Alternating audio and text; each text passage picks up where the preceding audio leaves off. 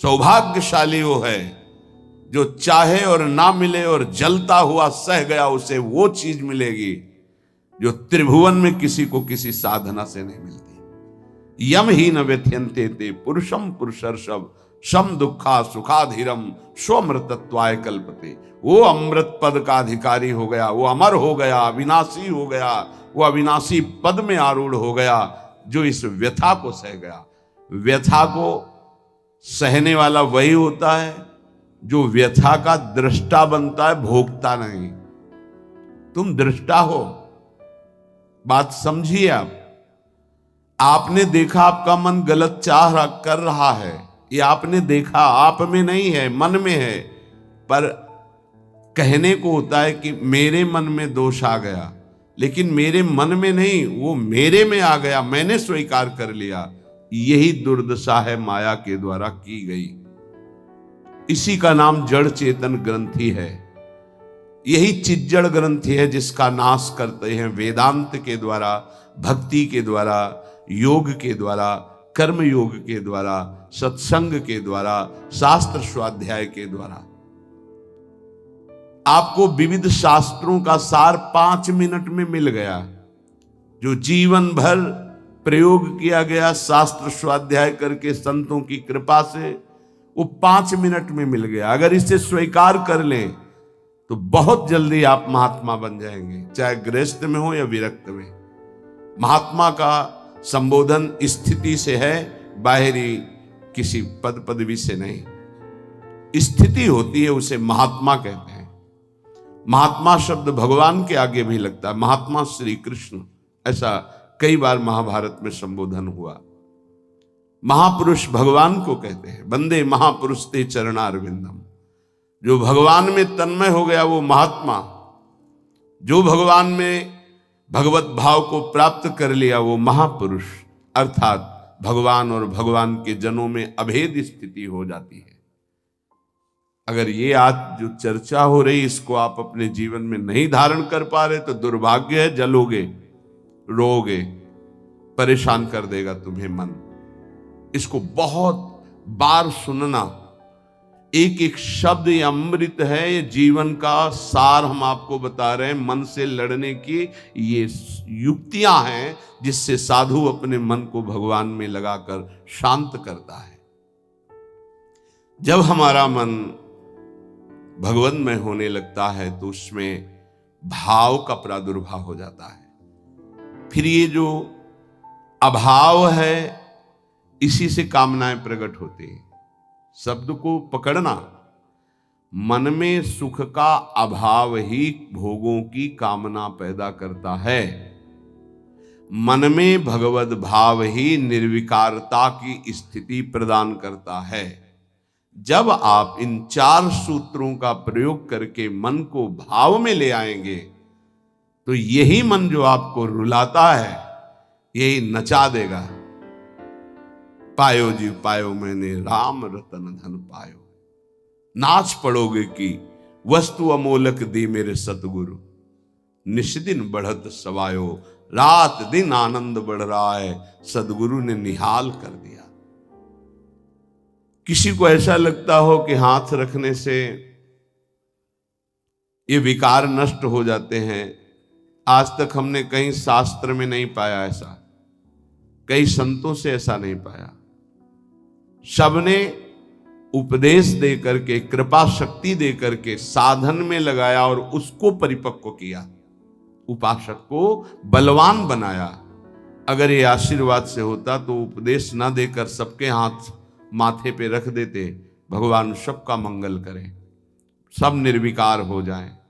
कभी ऐसा नहीं हुआ है, ना ऐसा हो सकता है। हम जब संतों के वचन पर श्रद्धा करते हैं और उसको स्वीकार करके आचरण में लाते हैं तो वही आशीर्वाद हो गया कि हमारा पुरुषार्थ सार्थक हो गया। हमारा प्रयत्न गुरुदेव के वचनों के अनुसार, प्रयत्न की शक्ति गुरु कृपा, तो आगे जो भक्ति का रंग वो गुरु कृपा, मोक्ष जो वो गुरु कृपा, भगवत साक्षात्कार गुरु कृपा। पर उसमें हमारी पूरी शक्ति उनकी आज्ञा पालन में लगी है। इसीलिए प्रधान कृपा हमारी हुई। हम प्रधान कृपा अपने ऊपर नहीं करते, और तो सहायक कृपा सब है।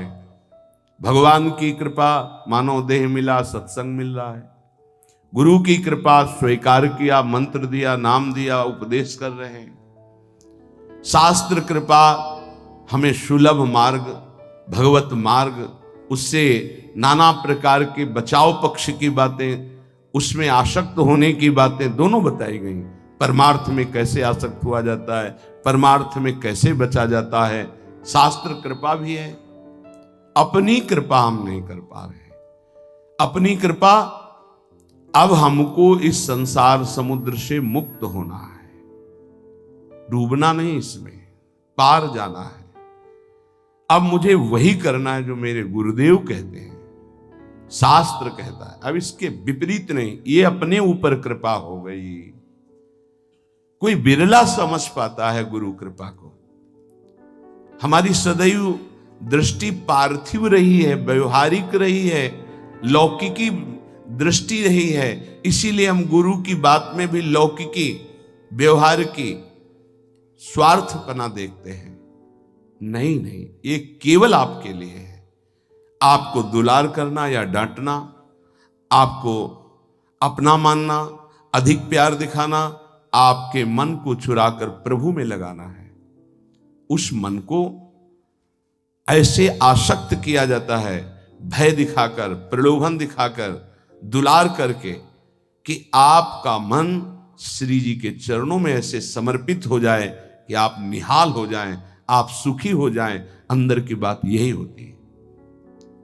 कभी सैकड़ों बार देख करके, मिल करके आपको दुलार करना, कभी वर्षों आपकी तरफ बिल्कुल न देखना, न संभाषण करना। क्या समझते हो आप? पहले आपको प्यार करते थे, अब नहीं करते। पहले आपको प्यार का व्यवहार दिखाई देता था, अब तुम्हारे ऊपर वास्तविक प्यार की वर्षा हो रही है, जो ना देखकर, ना बोलकर भी अंदर से चिंतन करते हुए तुम्हारी चित्त वृत्ति को भगवदाकार किया जा रहा है। कहीं तुम पांच भौतिक शरीर में आसक्त ना हो जाओ। अगर पांच भौतिक शरीर में आसक्त हो गए गुरु के, तो शरीर छूटने के बाद तुम्हारे मन में आएगा अब मैं अनाथ हो गया।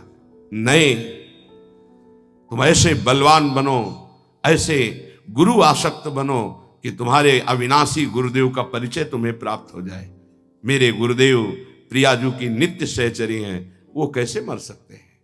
वो हमारे भाव में हैं, वो हमारे संग हैं, हमारे आसपास हैं, वो जागृत में हैं, वो स्वप्न में हैं, वो सुषुप्त में हैं। मैं कभी अपने गुरुदेव से एक पल भी अलग नहीं होता। ये स्वरूप है। अध्यात्म को समझिए। कुछ व्यवहारिक साधक ऐसे हैं जो व्यवहार में राग द्वेष करते हैं। गुरुदेव व्यवहारिकी नहीं है, गुरुदेव परमार्थ वस्तु है। व्यवहार की लीला तुम्हारे साथ इसलिए हो रही कि तुम परमार्थ को जानते नहीं हो। जैसे बालक घुटनों के बल चलता है तो पिता घुटनों के बल हो जाता है, और उसके साथ साथ उसको सुख पहुंचाने के लिए वैसे ही चलते हुए बोलता है। इसका मतलब यह नहीं कि पिता बालक हो गया, वो केवल बालक के लिए वो ऐसा बना है। वो केवल उसको सुख देने के लिए, मेरा पुत्र है, इस संबंध के लिए। ऐसे ही आपसे विनोद करना, आपको दुलार करना, आपके चित्त का आकर्षण करना प्रियाजू को भेंट देने के लिए है।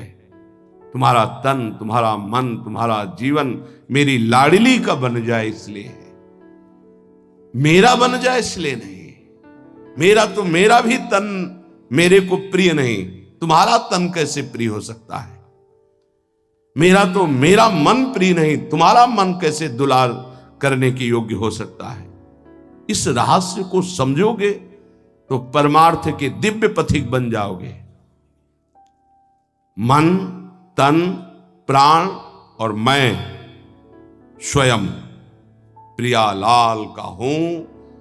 अब हमको इसकी कोई परवाह नहीं कि मेरा मन क्या कहता है, मेरा तन क्या करता है, मेरे प्राण रहे कि ना रहे, मेरी गति बने कि ना बने। अब इस पर ऐसे उपासक के हृदय में ज्यादा समय नहीं लगता और भाव का प्रकाश कर देते हैं आचार्य, इष्ट देव, गुरुदेव। तब वो हृदय के नेत्र जब खुलते तो इन नेत्रों में प्रकाश होता है।